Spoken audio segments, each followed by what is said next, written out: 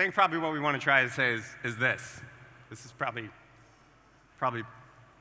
no, it's not quite doing it. What if we try this? Yeah. Try this. Let's try this.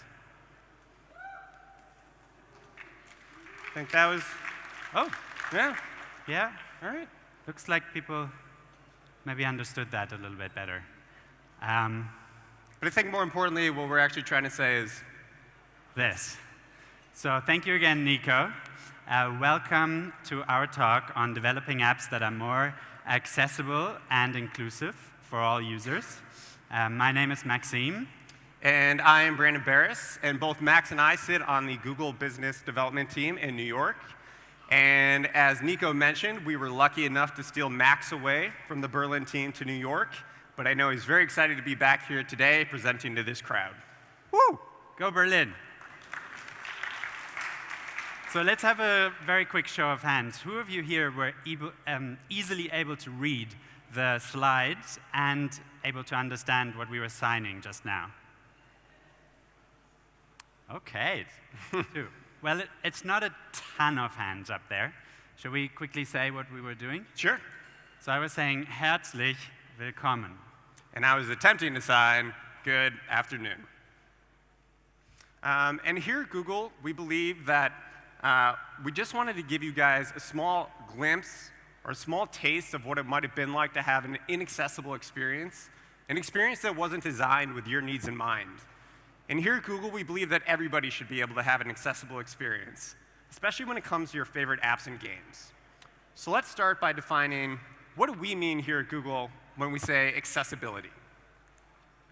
And accessibility refers to the designs of products, devices, services, or environments that works to include everybody. And what you'll hopefully see is that we've tried to bring the principles of this statement into our deck today. So you're going to see things like clear and simple slides to convey our messaging, high color contrast for the optimal visual experience. And we're going to do our very best to try and talk and pace slowly, though that can be sometimes a problem from people who live in New York, so bear with us. And according to the World Health Organization, about 15% of the world lives with some sort of disability. It's over 1 billion people. Over 1 billion people who require some sort of accessibility need to live their everyday lives. And accessibility needs may be caused by disabilities that are temporary or situational, such as being deaf or hard of hearing, having some sort of motor impairment, having some sort of cognitive disability that might impede learning, or blindness and visual impairments. And I think it's probably safe to say that most folks in this room have either been directly or indirectly impacted by one of these categories.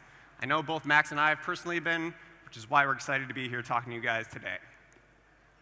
And we wanted to take a moment just to zoom in on one of those categories, a category that's probably most relevant for the folks in this room if you're creating touch app experiences. And that's looking at the over 250 million people who live with some sort of visual impairment on a daily basis. And we really just wanted to give you a little more context to the size of that user base, to the size of that audience. And if you look at that number's larger than the country of Brazil. It would be the 5th largest country behind Indonesia and the United States. And that number doesn't even take into account the additional 342 million people that live with some sort of color blindness every day. And creating an app experience that's accessible for your users not only helps folks with disabilities, but think of a time in your life where maybe you've had an inaccessible experience, either with your favorite app or game, or just with life in general. And beyond disabilities, accessibility can be very situational. Think of a time where maybe you've been in a crowded restaurant and you're trying to hear audio or a conversation. Or maybe you're in a low lighting situation and you haven't been able to see your phone or your app or anything in the way you want it to. Or think of a time where you've just been frustrated in any situation. Maybe you're holding a baby. Maybe you're holding a bag of groceries. Maybe you're holding anything. And you haven't been able to interact with something the way that you want to or the way you expect to. It can be very frustrating. And when we talk to our developer ecosystem, we often hear that accessibility is top of mind and something that they're looking to prioritize. But we found a much different and, frankly, a little scarier result when we ran our quarterly developer satisfaction survey. And during that survey, we asked our developer ecosystem how they were approaching accessibility. And more importantly, how they were approaching accessibility use cases and how they were testing for them. And what we found is that nearly 80% of the ecosystems who responded said that they don't accommodate for accessibility at all. Obviously, that's something that both Max and I want to change, both by bringing more awareness to the topic, the importance of the topic, as well as outlining all the great tools and resources that you as developers can start to take advantage of to create more accessible and inclusive experiences. And the good news is that we're here to help. And so I wanted to walk you guys through the 3 sections that we're going to touch on today. And the first one is really that accessibility is built into Google's core DNA. And so Max is going to take some time to walk you through all the great work that our Android team has done to bring accessibility directly into the platform. I'm then going to take some time to walk you through the different tools and resources you have at your fingertips that you can start to take advantage of immediately to make a more accessible app experience. And then we're both going to talk to you a little more about the proactive approach we at Play want to take throughout the rest of 2018 and into 2019 to ensure that accessibility is being prioritized and is top of mind for the ecosystem. And with that, I'm going to hand it over to Max. Cheers, Brandon. At Google, one of our guiding philosophies is to organize the world's information and make it universally accessible and useful. Well, the Android team has really taken the accessible part to heart. So I'm going to walk you through just a few of the examples that make Android more accessible. First off, out of the 250 million users with people in the world with visual impairments, 36 million are legally blind. These users can use technologies such as screen readers or braille displays to access their Android devices. Because of these technologies, this is how a blind user might dim their screen to increase their privacy, but retain full usability of their phone. TalkBack, which is Google's screen reader, will add spoken and haptic feedback to your device to make it usable without ever looking at the screen. In the next section, Brandon will talk a little bit about what you can do to make your app work really well with screen readers. Select to Speak helps the over 200 million people who have mid to severe vision impairments. So what you can do if you have TalkBack, if you have Select to Speak enabled, you touch your screen and the phone reads back to you or describes what you have touched. As it turns out, Select to Speak is also super useful for people who have difficulty processing written or visual information or who have learning disabilities. Many Android users suffer from motor disabilities or motor impairments. So this can range from partial to total paralysis, limited dexterity in the hands or fingers, as well as limited mobility.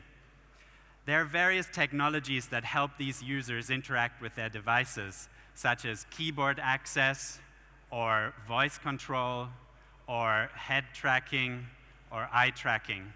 Another technology is switch access. So a switch, it's very simple. It's basically a big button that you can press with your hand or with your head, and you can fully control your device. Finally, I want to talk a little bit about the Android accessibility menu, which was announced at I/O. So this is designed also with people in mind that have motor impairments. So it allows you, with a shortcut on the home screen or on any screen, it allows you to quickly access functions like starting the Google Assistant, opening the app switcher, viewing your notifications, as well as taking screenshots. Now, I know some of you might know this example, but I think it's super powerful. So what I'd like you to do is take out your phones. I'm sure all of you have phones on you. So it's very, very simple. Don't be scared. So what I'd like you to do is to take a screenshot. So taking a screenshot is that work? No. Fairly easy. When you're on stage. So now try doing the same, but using only your weaker hand. Okay, so I'm going to try it. I'm probably going to fail. So it's quite difficult, okay? Wouldn't it be nice if there was some sort of easy menu to do it and launch it? So having a disability or some sort of accessibility need can be super, super difficult, or make using your phone super, super difficult. So adding little tweaks to your application or to your operating system can make a huge difference.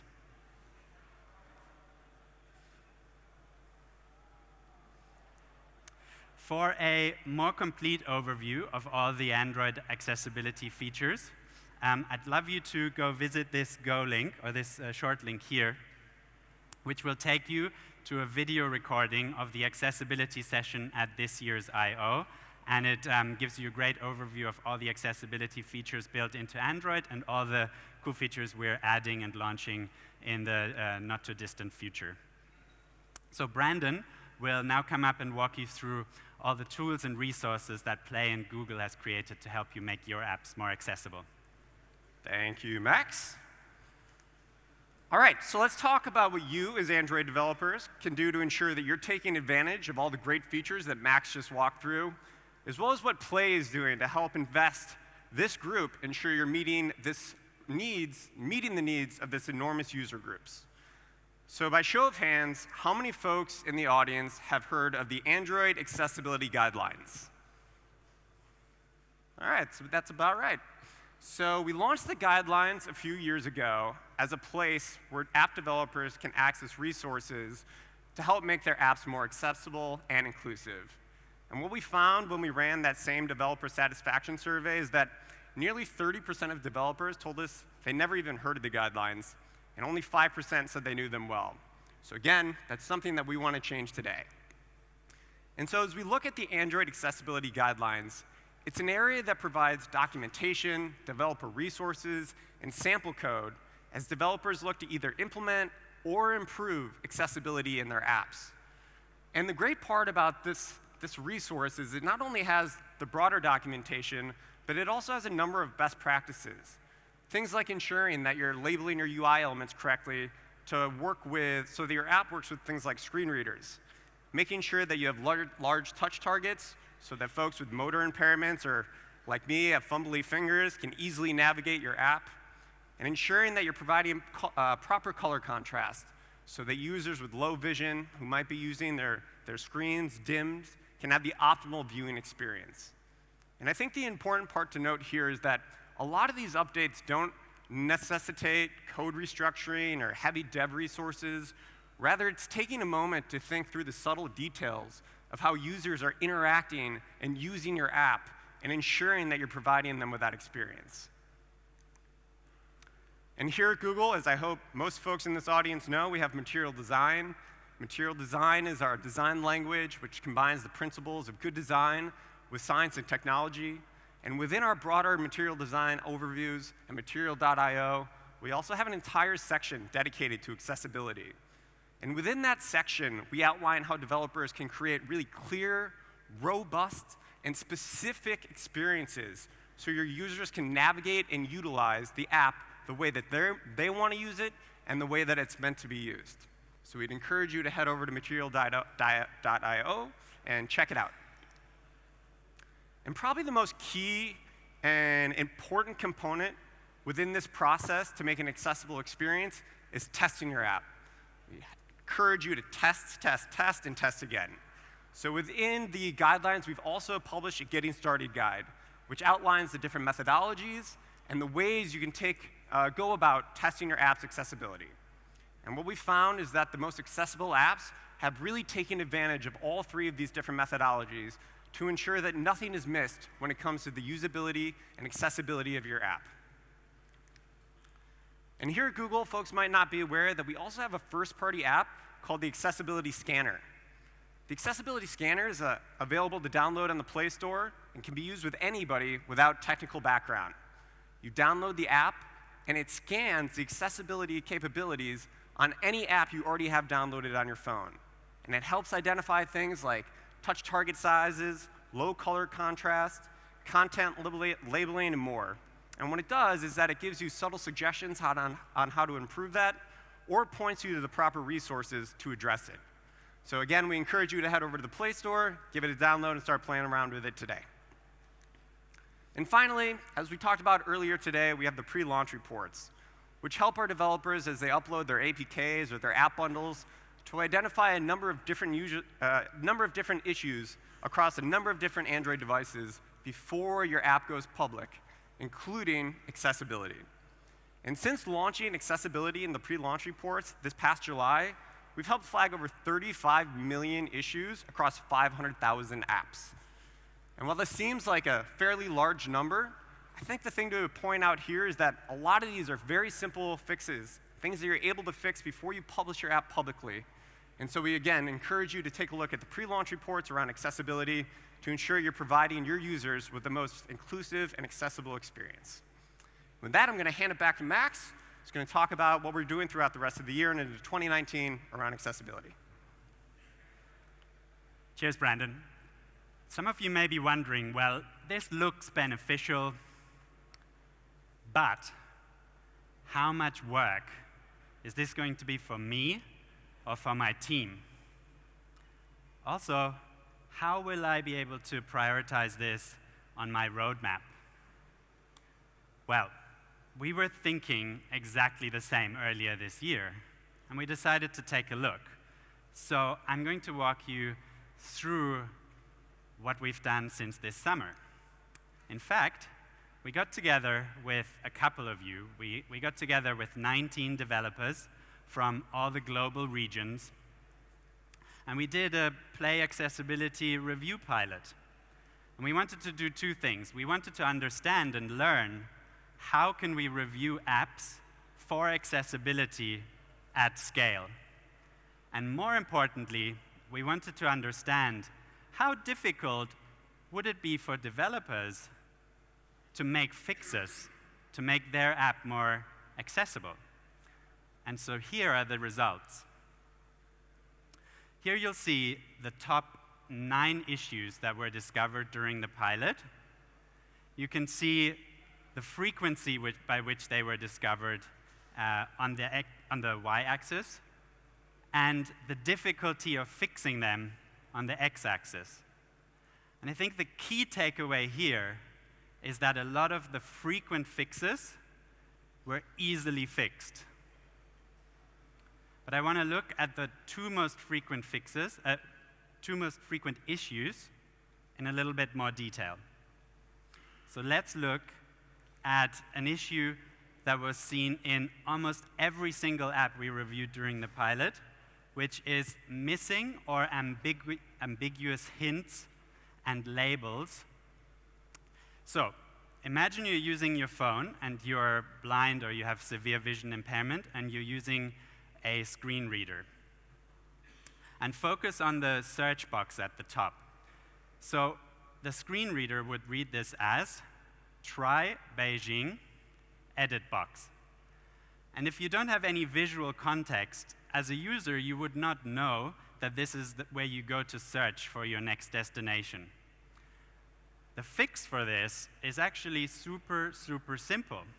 All you would have to do is change the hint text here and maybe call it something like search for a place to visit. And immediately, users of screen readers would have a much easier time navigating your app. The really cool thing here is that this also improves the usability for any user of your app, not just users of screen readers, because it's clearer what you intend this box to do. By the way, we've anonymized all of these examples because of the sensitive nature of the accessibility topic. So these are real examples, but you won't recognize the apps. Now, the second problem, which was the second most frequent during the pilot, is that users of screen readers were losing context because of the focus order with which the screen readers are going through the apps. Now, the issue here is that if you're using linear navigation, it may result in your focus falling on secondary actions like share or save to favorites before the focus order comes to the main title or the main element of the card. And so as a screen reader user, I don't know what I'm saving to favorites or what I'm sharing. Right? So that's confusing. That's an issue. The fix, we classified it, I think, as medium to hard, is you modify the focus order for navigating your content elements. And then the focus lands on the main element first, and then the user can save to favorites, and they'll know why they're doing it.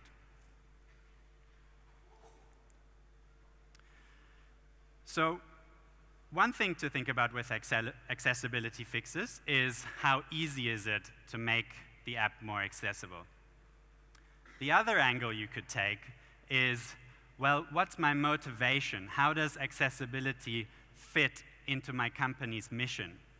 So Lyft, the ride-sharing app, the mobility app, was one of the pilot participants. And we asked them, what is your motivation for participating in this pilot, for investing in accessibility? And the interesting answer that we got is, well, our core mission is improving people's lives through the world's best transportation. And we think that having a highly accessible app is part of that mission. And so they're using that to justify their investment and doubling down on making their app more accessible. And I think that's a really nice story to share. So if you're thinking about this, think about how it fits into your mission. Now, the accessibility pilot was a really good experience and a very good learning experience for both us at Play as well as for the developers that participated. But we realized that this was just the first step. So, going forward, we're going to double down. The first thing we're doing is we're including accessibility feedback in all platform design reviews that Play will do. For those of you who don't know, a platform design review is similar but more extensive than the review we do when we feature apps on the store. So now you can ask for this and have your app reviewed for accessibility, and we'll send you really easy to digest feedback and suggestions. The second thing we're doing, starting in 2019, we're going to provide further opportunities for highly accessible apps to be discovered on the store. This may mean that when we make editorial decisions, that we look at how accessible is this app when we decide to feature. And the other thing that we're doing is we're investigating how to surface highly accessible apps in search and throughout the store.